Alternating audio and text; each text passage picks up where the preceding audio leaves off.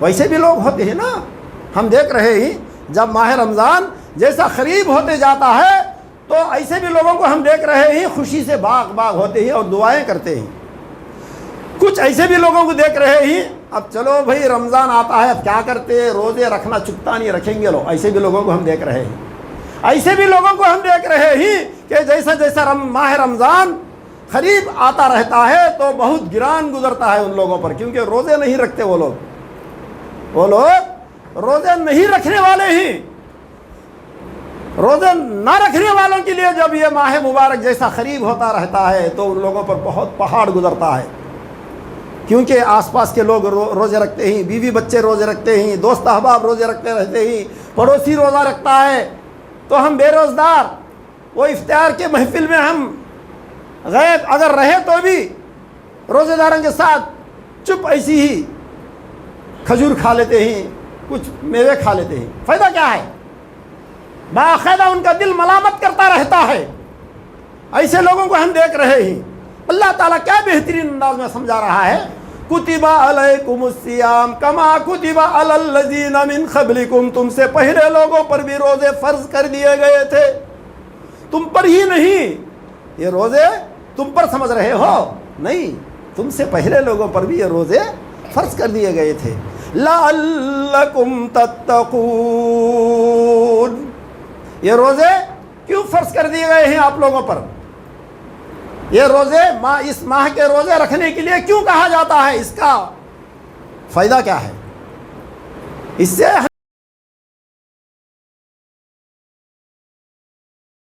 اعوذ باللہ من الشیطان الرجیم، بسم اللہ الرحمن الرحیم، یا ایہا الذین آمنوا کتب علیکم الصیام کما کتب علی الذین من قبلکم لعلکم تتقون، وقال اللہ عز وجل انا انزلناه في ليلة القدر وما ادراك ما ليلة القدر ليلة القدر خير من 1000 شهر تنزل الملائكة والروح فيها بإذن ربهم من كل امر سلام هي حتى مطلع الفجر۔ تمام تعریفیں ہر قسم کی عزت و جلال اسی خالق کائنات پروردگار عالم اللہ جل شانہ کے لیے زیبا و سزاور ہیں، جس نے ہم تمام کو اسلام جیسی ایک عظیم نعمت سے مالا مال کیا۔ انگنت لا تعداد بے شمار درود و سلام نازل ہو جیو دونوں جہاں کے سردار تاجدار مدینہ احمد مجتبیٰ محمد مصطفیٰ صلی اللہ تعالیٰ علیہ وسلم پر۔ محترم بزرگوں، دوستو، میں اپنے موضوع کو سمجھانے کے لیے ایک دو بہترین مثالیں دے کر آگے بڑھنا مناسب سمجھ رہا ہوں کہ پہلی مثال وہ ہے کہ اللہ تبارک و تعالی ہر تاجر کے لیے، ہر زراعتی کے لیے، ہر ملازم کے لیے اس تاجر کو، وہ تاجر زیادہ سے زیادہ منافع حاصل کرنے کے لیے، وہ زراعتی زیادہ سے زیادہ بڑھ چڑھ کر فائدہ منافع حاصل کرنے کے لیے، وہ ملازم زیادہ سے زیادہ بڑھ چڑھ کر فائدہ حاصل کرنے کے لیے اللہ تبارک و تعالیٰ سال میں ایک دو سیزن کے دن مقرر کر رکھا ہے ان تاجروں کے لیے، ان زراعتیوں کے لیے، ان ملازمین کے لیے۔ سیزن، اس سیزن میں وہ بڑھ چڑھ کر نیکیاں حاصل کرنے کی کوشش کرتا ہے اور سیزن آنے سے پہلے انتظامات کرتا ہے، اس سیزن میں بڑھ چڑھ کر نیکیاں، بڑھ چڑھ کر فائدہ حاصل کرنے کے لیے، منافع حاصل کرنے کے لیے۔ تو اسی طرح وہ زراعتی بھی جب اس کے سیزن کے دن آتے ہیں، مثال کے طور پر یہ سیزن آم کے ریتوں کے لیے، آم کے زراعت کے لیے، آم کے باغیچے والوں کے لیے سیزن ہے۔ مثال کے طور پر یہ موسم ان تاجروں کے لیے سیزن ہے جو اے سی سیل کرتے ہیں، اے سی کے کمپنیوں والوں کے لیے، فین کے کمپنیوں والوں کے لیے، اور کول ڈرنکس کے کمپنیوں والوں کے لیے، اور ناریل بیچنے والوں کے لیے یہ موسم سیزن ہے۔ یہ سیزن آنے سے پہلے وہ لوگ اس سیزن میں بڑھ چڑھ کر فائدہ حاصل کرنے کے لیے پوری کی پوری کئی دنوں سے کوشش کرتے رہتے ہیں۔ رعیت بھی اسی طریقے سے آم کے باغیچے کو پانی دیتا ہے، ناگرتا ہے، اس کو آلے بناتا ہے، اس کو دوائی لگاتا ہے تاکہ آم ان سیزن کے دنوں میں اس کو زیادہ حاصل ہو جائے اور اس آم کے ذریعے وہ زیادہ سے زیادہ کمائی حاصل کرے۔ تو میرے محترم دوستو، ہو بہو اسی طرح اس رب الکائنات نے، اس مہربان مولا نے، اس اللہ جل شانہ نے اپنے مومن بندوں کے لیے، اپنے اطاعت گزاروں کے لیے، فرما برداروں کے لیے بھی، وہ مومن، وہ فرما بردار، وہ اللہ کے لاڑیلے بڑھ چڑھ کر نیکیاں لوٹنے کے لیے، نیکیاں سمیٹنے کے لیے بھی سیزن کے کچھ دن سال میں 2-3 مرتبہ اللہ تعالیٰ رکھ دیا ہے، انتظام کر دیا ہے الحمدللہ۔ ان سیزن کے دنوں میں سے ایک عظیم و افضل سیزن کا میں اور آپ تو کیا دنیا کے تمام مسلمان انتظار کر رہے ہیں۔ اللہ تعالیٰ سے دعا ہے کہ اللہ تبارک و تعالیٰ وہ سیزن، وہ ماہ مبارک ہمیں اللہ تعالیٰ نصیب فرمائے اور اس ماہ مبارک میں بڑھ چڑھ کر نیکیاں سمیٹنے کی اللہ تعالیٰ ہمیں ایسی ہدایت، ایسی توفیق، ایسی نصیب عطا فرمائے۔ تو میرے محترم دوستو، آپ لوگ تو سمجھ گئے ہیں کہ وہ سیزن کے دن کیا ہے ہمارے، وہ ماہ مبارک ہے، ساری دنیا کے لوگ انتظار کر رہے ہیں۔ جس سیزن کے تعلق سے، جس سیزن میں کس طرح عمل کیا جائے، کون سا عمل کیا جائے اور کس طرح عمل کر کے نیکیوں کے حقدار ہم بنے، اس کو اللہ تعالیٰ ہمیں کیا ہی بہترین انداز میں اپنے کلام پاک میں سورہ بقرہ آیت نمبر 183 میں فرمایا۔ اللہ اکبر، غور کیجئے میرے محترم دوستو، فرمایا اللہ تبارک و تعالیٰ اپنے کلام پاک میں سورہ بقرہ آیت نمبر 183 میں، یا ایھا الذین آمنوا کتب علیکم الصیام کما کتب علی الذین من قبلکم لعلکم تتقون۔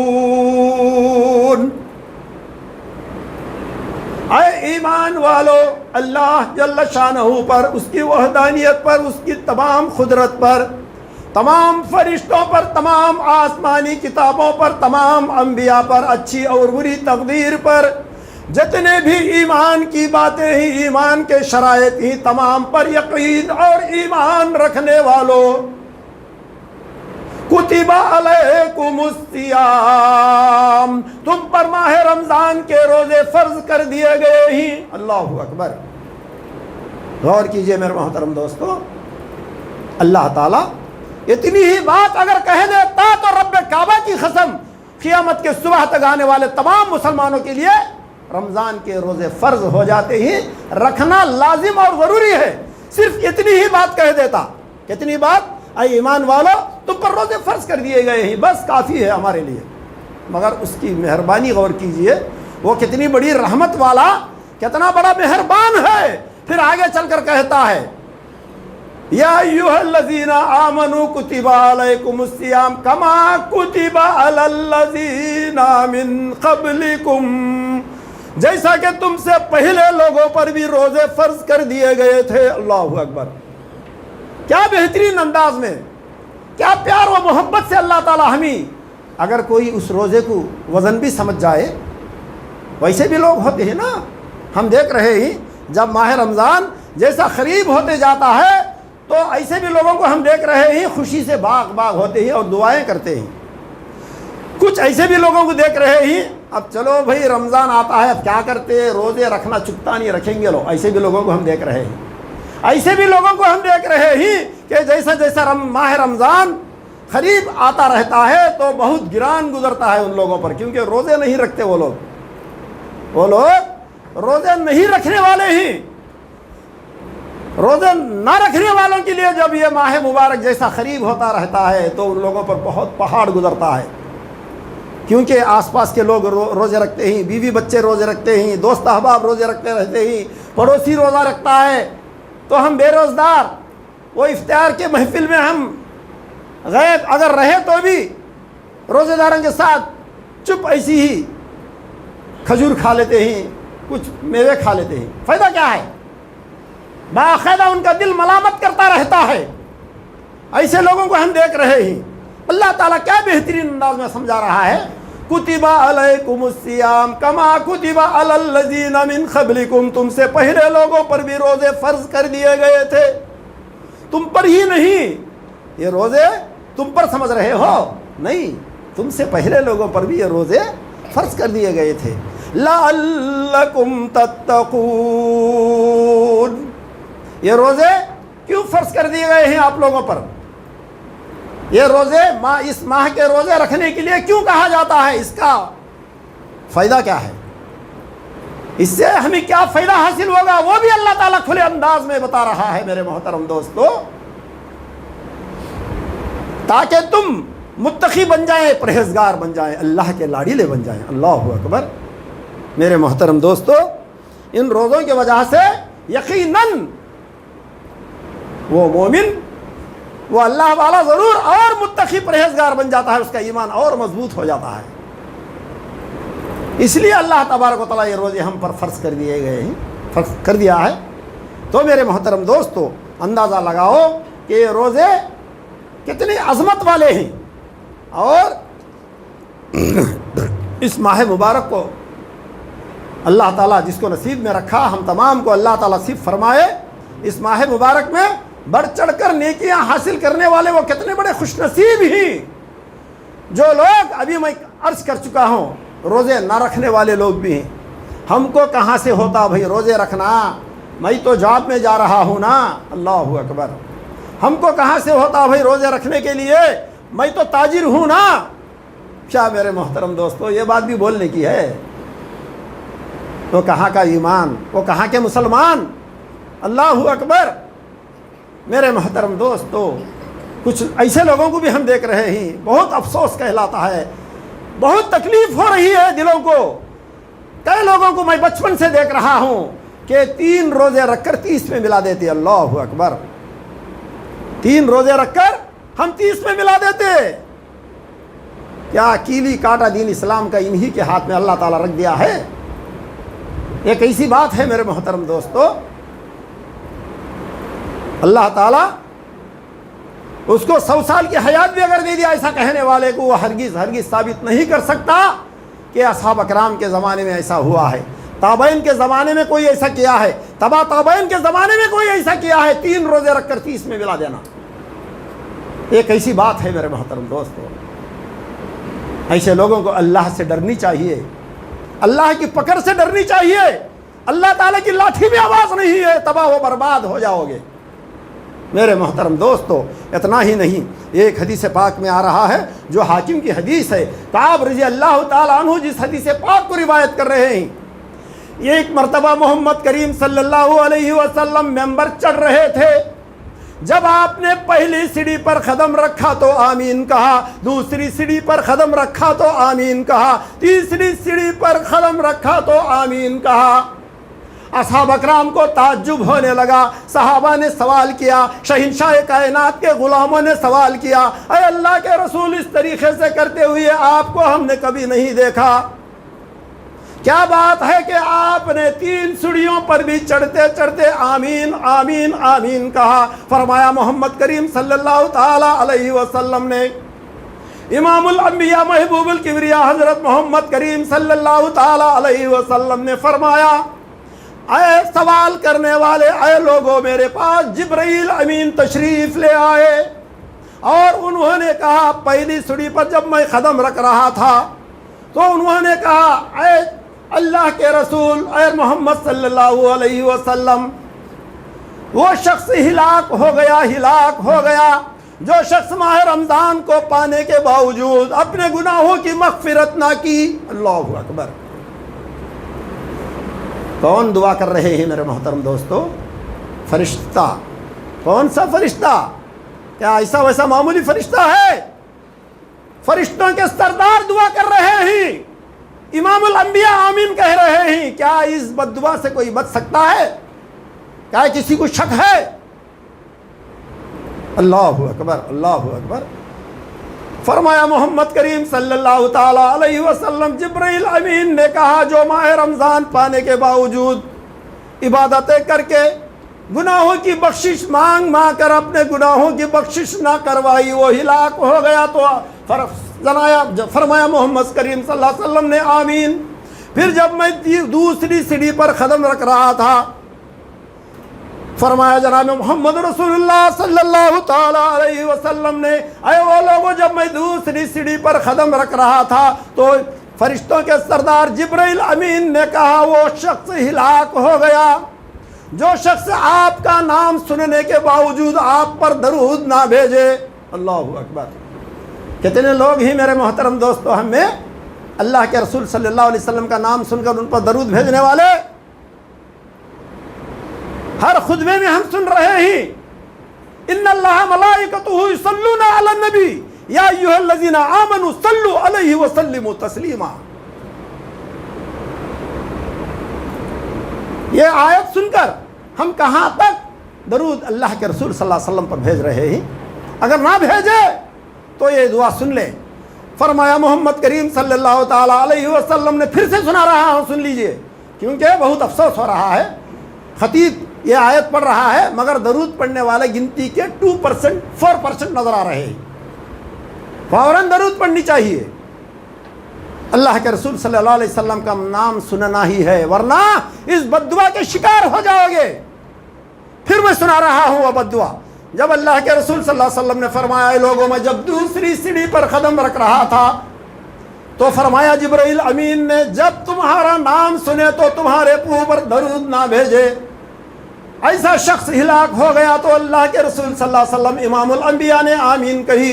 جب تیسری سیڑھی پر میں قدم رکھ رہا تھا فرما رہے ہیں اللہ کے رسول صلی اللہ علیہ وسلم فرما رہے ہیں اے وہ لوگوں جب میں تیسری سیڑھی پر قدم رکھ رہا تھا جبرائیل امین نے کہا جو نوجوان اپنی جوانی میں اپنے ماں باپ کو پائے اپنے والدین کو پائے اس کی جوانی میں اس کے والدین زندے ہی یا والد زندے ہی یا والدہ زندے ہی رہ کر ان کی خدمت کر کے وہ جنت میں داخل نہ ہوا ایسا شخص بھی ہلاک ہو جائے. اللہ اکبر. کتنے ایسے نوجوان ہی والدین کی نافرمانی کرنے والے کتنے ایسے نوجوان ہی والدین کے آواز سے بڑھ چڑھ کر چیخ مار کر آواز سے بات کرنے والے. ہو سکتا ہے تمہارے والدین کے دل دکھ رہے ہوں گے مگر وہ ظاہر نہیں ہوں گے تو تم اللہ اکبر اللہ تعالیٰ کے ناراضگی کے شکار ہو جاؤ گے. میرے محترم دوستو جب یہ تیسری سیڑھی پر قدم رکھ رہے تھے تو والدین پانے کے باوجود والدین کی خدمت کر کے وہ شخص جنت حاصل نہ کیا وہ بھی ہلاک ہو گیا. اللہ کے رسول صلی اللہ علیہ وسلم نے آمین کہا. تو میرے محترم دوستو یہ مہینہ اتنا بابرکت مہینہ ہے الحمدللہ. اس مہینے میں جنت کے دروازے کھول دیے جاتے ہیں اور جہنم کے دروازے بند کر دیے جاتے ہیں. جو سرکش شیاطین ہوتے ہیں اللہ تعالیٰ ان کو زنجیروں میں جکڑ دیتا ہے. تو میرے محترم دوستو غور کیجئے آج کے دن ابھی میں کہہ چکا ہوں ہم تاجر ہی ہم کہاں روزے رکھ سکتے ہم ملازم ہیں ہم کہاں روزے رکھ سکتے. ارے میں تو رات دن محنت کر رہا ہوں میں کہاں سے روزے رکھ سکتا ہوں. اللہ اکبر. اسی میں رہ کر کام کرنے والا شخص بھی کچھ لوگ ایسا کہتے ہیں. تو غور کیجئے وہ بھی ہم جیسے انسان تھے وہ صحابہ بھی ہم جیسے انسان تھے کوئی وہ فرشتے نہیں تھے. اللہ تعالیٰ ان کو الگ سے نہیں بنایا تھا جس طریقے سے ہم کو پیدا کیا ان کو بھی اسی طرح پیدا کیا تھا. عمر بن خطاب رضی اللہ تعالیٰ عنہ کے دور خلافت کا واقعہ ہے.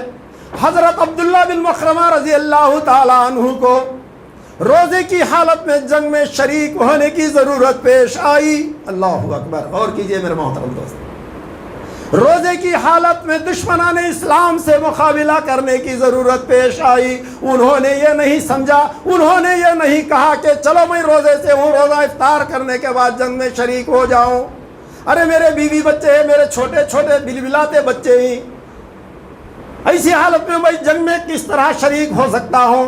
الحمدللہ انہوں نے کسی قسم کی ہیلا بہانہ نہیں ٹٹولا، فوراً ہاتھ میں لنگی تلوار لے کر، ہتھیلی میں جان لے کر دشمنان اسلام سے مقابلہ کرنے کے لیے میدان جہاد میں کود پڑے۔ اللہ اکبر۔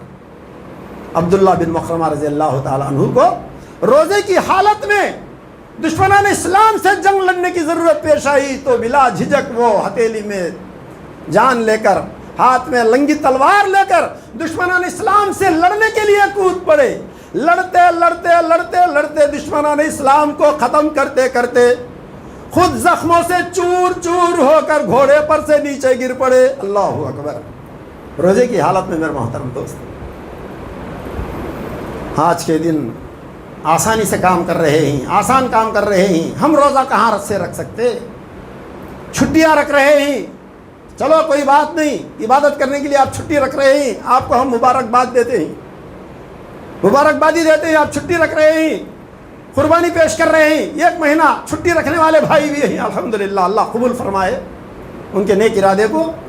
عبداللہ بن مخرمہ رضی اللہ تعالیٰ عنہ زخموں سے چور چور ہو کر گھوڑے پر سے نیچے گر پڑے۔ اصحاب اکرام میں وہاں سے دوسرے مقام پر ان کو لا کر سلا دیا اور سوال کرنے لگے کیا پانی چاہتے ہی پانی لے کر آئے، تو انہوں پانی کا طلب کیا تو اصحاب اکرام دوڑتے ہوئے جا کر چمڑے کی ڈال میں پانی لانے کی کوشش کی، لا رہے تھے، اتنے میں اللہ کے پیارے ہو گئے۔ عبداللہ بن مخرمہ رضی اللہ تعالیٰ عنہ اللہ کے پیارے ہو گئے۔ اللہ اکبر۔ جب عمر بن خطاب رضی اللہ تعالیٰ عنہ کو یہ خبر ملی تو انہوں نے کہا یہ خوش نصیب دنیا کی نعمت سے سحری کی اور جنت کے نعمت سے افطار کی۔ اللہ اکبر۔ یہ خوش نصیب دنیا کی نعمت سے سحری کی اور جنت کی نعمت سے افطار کی۔ اللہ اکبر۔ غور کیجئے میرے محترم دوستو، اور ایک میں آپ لوگوں کو اللہ تعالیٰ امت محمدیہ پر، اللہ کے رسول جناب محمد رسول اللہ صلی اللہ علیہ وسلم کے امت پر اللہ تعالیٰ جو ایک سہولت، ایک نعمت دی، تحفتاً ہمیں عظیم نعمت ہے میرے محترم دوستو، وہ بھی میں آپ لوگوں کے آگے رکھنا چاہتا ہوں۔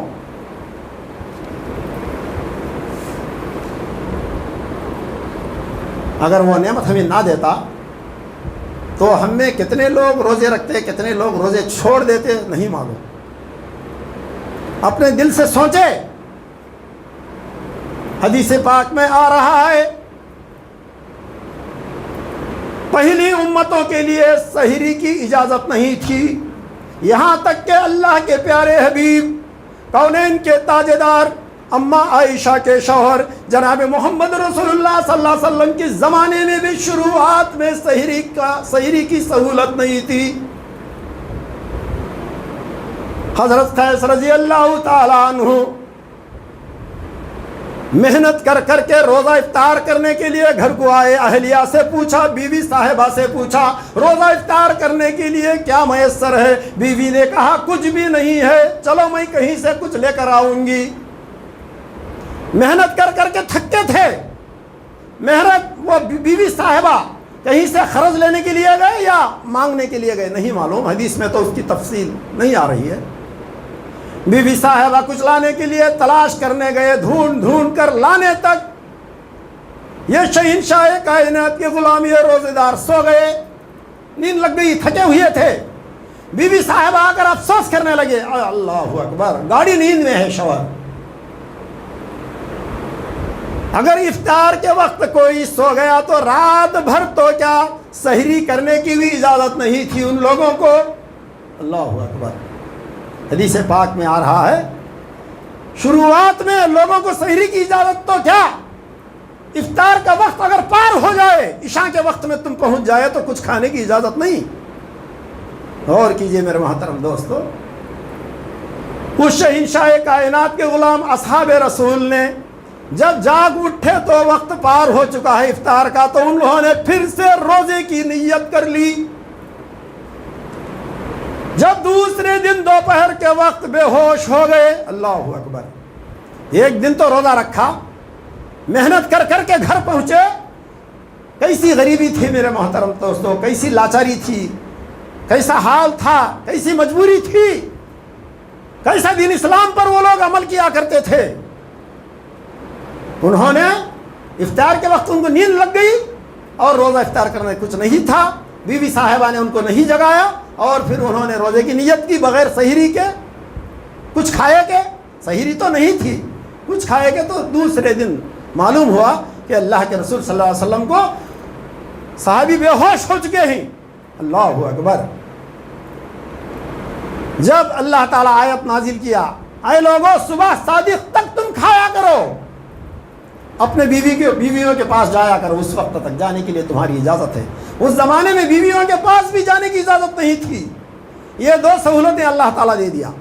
جب وہ صحابی کا واقعہ، وہ حادثہ پیش آیا، وہ بے ہوش ہو گئے، تو اللہ تعالیٰ آیت نازل کی سورہ بقرہ، صبح صادق تک، جب ہم سحری کی آخری نیت کرتے ہیں، سحری ختم کرتے ہیں، تو اس وقت تک کھانے کی اجازت ملی۔ غور کیجئے میرے محترم دوستو۔ خیر میں اپنا وقت ختم ہوا، میں اپنا وقت مقررہ پر ختم کرنا ہے۔ صرف ایک بات بتانا چاہتا ہوں، جب ماہ مبارک جب قریب ہوتا جاتا تو اصحاب کرام دعائیں کیا کرتے تھے، رجب ہی سے دعائیں کیا کرتے تھے، اے پروردگار رجب اور شعبان میں تیری رحمتیں و برکتوں سے ہمیں مالا مال فرما اور ماہ رمضان نصیب فرما۔ جب شعبان کا دیکھتے تو اسی طرح دعا کیا کرتے تھے۔ جب رمضان آ جاتا تو ان کے خوشیوں کا حال، ان کے انتظامات کا حال کیا ہوگا آپ اندازہ لگائیں۔ اتنا ہی نہیں، حدیث پاک میں آ رہا ہے، غیر مسلم ان اصحاب کرام کی دوڑ دھوپ، ان اصحاب اکرام کے کوششیں، اصحاب اکرام کی خوشیوں کو دیکھ کر، کب؟ شعبان اور رجب میں، رجب اور شعبان میں ماہ رمضان کے انتظامات میں جب اصحاب اکرام لگ جایا کرتے تھے، اور شعبان میں اللہ کے رسول صلی اللہ علیہ وسلم بھی اتنا روزہ رکھا کرتے تھے، اتنے روزے رکھا کرتے تھے، اتنے روزے کسی اور ماہ میں نہیں رکھتے تھے۔ اصحاب اکرام اور اللہ کے رسول کے ان عبادات کو دیکھ کر غیر مسلم سمجھ رہے تھے کہ گویا کہ یہ لوگ، یہ مسلمان رمضان میں داخل ہو گئے، ان کا رمضان چالو ہو گیا۔ پھر بعد میں معلوم پڑتا کہ نہیں، ابھی رمضان 15 دن باقی ہے، رمضان حاصل ہونے میں اور 20 دن باقی ہے، 5 دن باقی ہے۔ تو میرے محترم دوستو، اور موضوع بچ گیا ہے اور وقت کے برابر ختم کرنا لازم ہے۔ اللہ تعالیٰ سے دعا ہے کہ اللہ تبارک و تعالیٰ ہمیں ماہ مبارک نصیب فرمائے، اور ہم تمام کو ماہ مبارک میں بڑھ چڑھ کر خلوص دل کے ساتھ عمل کر کے نیکیوں کے پہاڑ لوٹنے کی اللہ تعالیٰ ہمیں توفیق عطا فرمائے۔ وما علینا الا البلاغ المبین، وآخر دعوانا الحمد للہ رب العالمین۔